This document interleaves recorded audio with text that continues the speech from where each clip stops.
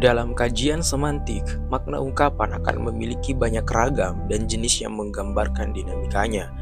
Seorang penutur ketika memilih simbol bahasa yang akan digunakan untuk mengungkapkan ide yang ada dalam pikirannya dan perasaannya, dituntut pandai menentukan ragam yang tepat.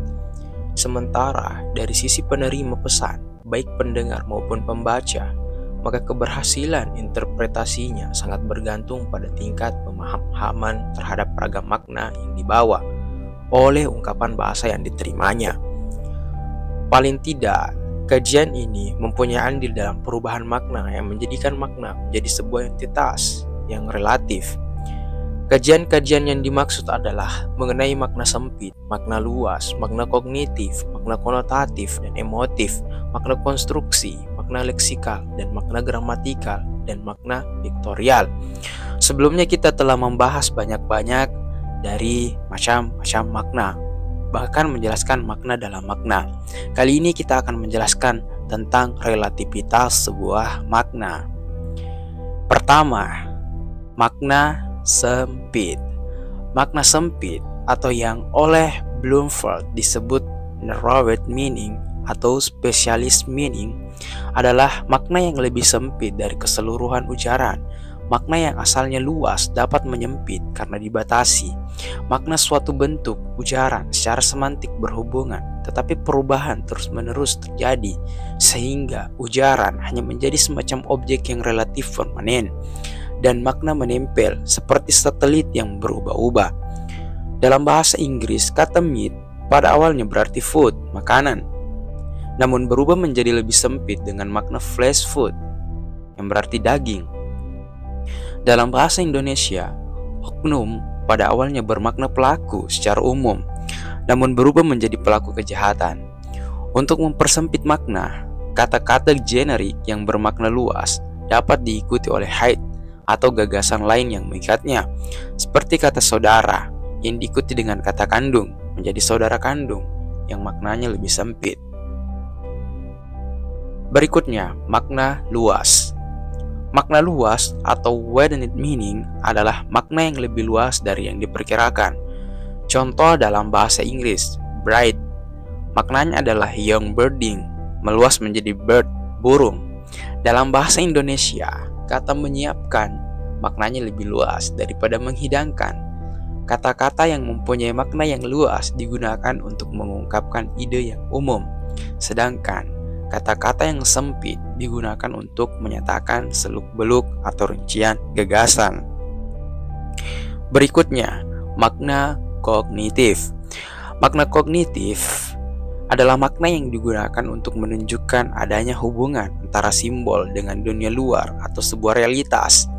Makna kognitif sering juga disebut dengan istilah makna deskriptif, makna denotatif, dan kognitif konsepsional.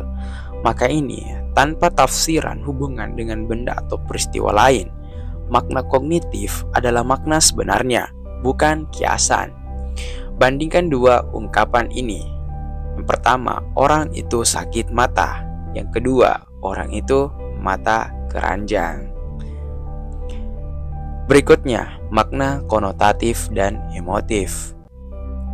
Makna konotatif dan makna denotatif keduanya berhubungan dengan situasi emosional penutur maupun penerimanya.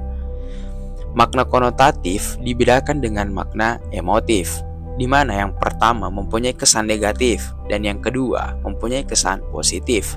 Sebenarnya, kedua makna tersebut berasal dari makna kognitif, hanya saja ditambahkan makna lain. Kita dapat dengan mudah membedakan makna dua ungkapan ini. Pertama, dasar perempuan. Yang kedua, Kartini adalah pemimpin kaum perempuan di masanya. Makna konotatif dan emotif sangat berhubungan dan dipengaruhi oleh latar budaya, lingkungan, ideologi pengguna bahasa. Dalam masyarakat yang melihat anjing sebagai binatang yang mulia, maka ungkapan si fulan seperti anjing bukanlah sebuah penghinaan, tapi justru pujian karena sifat amanah dan berani yang dimiliki anjing. Tapi bagi masyarakat yang memandang anjing sebagai binatang yang rendah, maka ungkapan itu menjadi sebuah hinaan yang luar biasa. Coba apa yang bisa kita tangkap dari ungkapan kutu loncat dan kutu buku. Berikutnya, makna leksikal dan makna gramatikal. Makna leksikal adalah makna kata ketika berdiri sendiri yang lepas dari konteks. Ia merupakan lambang benda atau peristiwa. Sedangkan makna gramatikal adalah makna yang didapat setelah sebuah kata masuk dalam susunan kalimat. Makna gramatikal, sebuah kata bisa saja berbeda dengan makna leksikalnya, tergantung konteks kalimat yang menyertainya.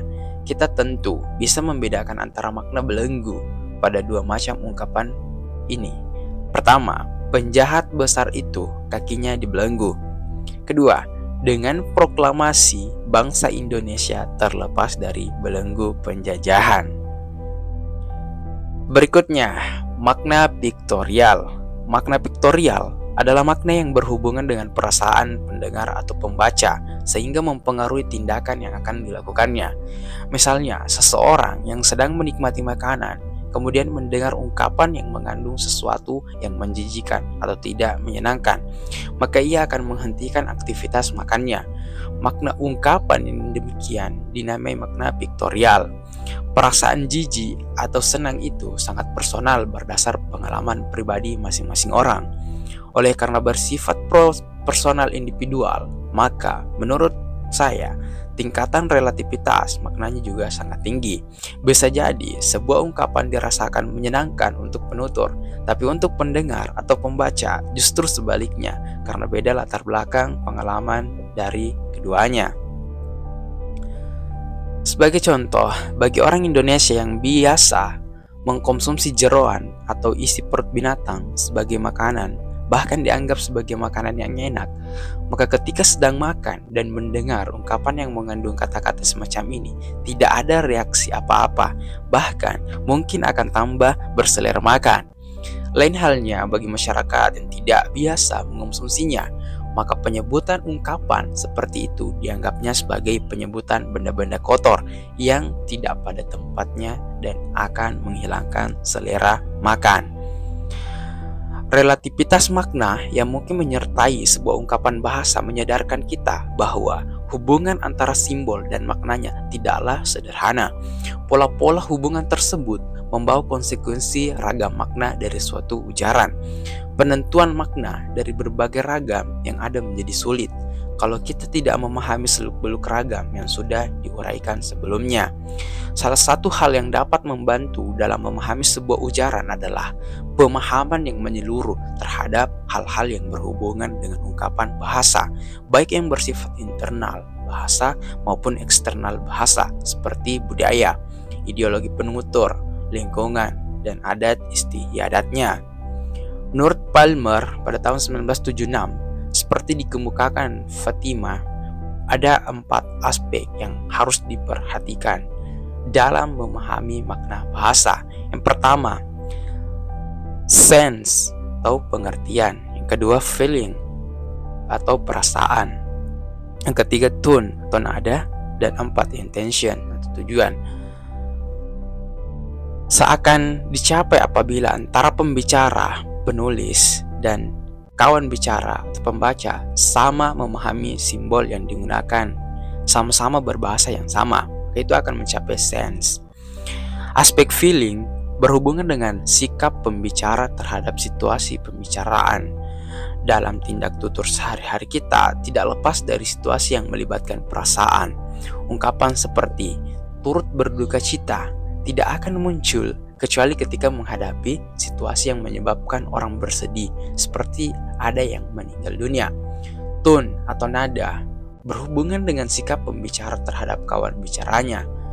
Aspek ini menuntutnya untuk memilih kata-kata yang sesuai dengan keadaan kawan bicaranya, baik dari sisi jenis kelamin, tingkat sosial ekonomi, tingkat intelektualitasnya, latar belakang budayanya, dan lain sebagainya. Tone juga berhubungan dengan perasaan pembicara. Bila pembicara sedang marah, maka ia akan memilih makna nada dengan meninggi.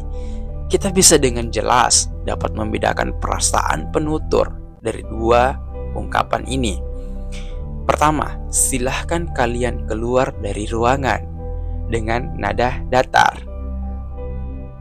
Contoh kedua, silahkan kalian keluar dari ruangan dengan nada tinggi. Aspek intention adalah maksud dari ungkapan yang hendak kita capai, baik secara disengaja maupun tidak disengaja. Tujuan dari sebuah ungkapan bisa bermacam-macam, bisa deskriptif, persuasif, naratif, imperatif, politis, pedagogis, dan lain-lain. Tujuan-tujuan ini dapat diungkapkan dengan beragam ungkapan. Misalnya, ketika orang-orang menyebut arti sebuah hadis, Muslim adalah orang Muslim lainnya selamat dari kejahatan tangannya. Ungkapan ini bisa bermakna mengajarkan isi hadis, atau mengajak orang untuk tidak berbuat jahat, atau menyindir orang yang sedang melakukan kejahatan agar menghentikan perbuatan jahatnya. Mungkin ini yang bisa saya sampaikan pada kesempatan kali ini. Jangan pernah merasa puas hanya dengan menonton channel YouTube. Lanjutkan dengan membaca buku. Terima kasih.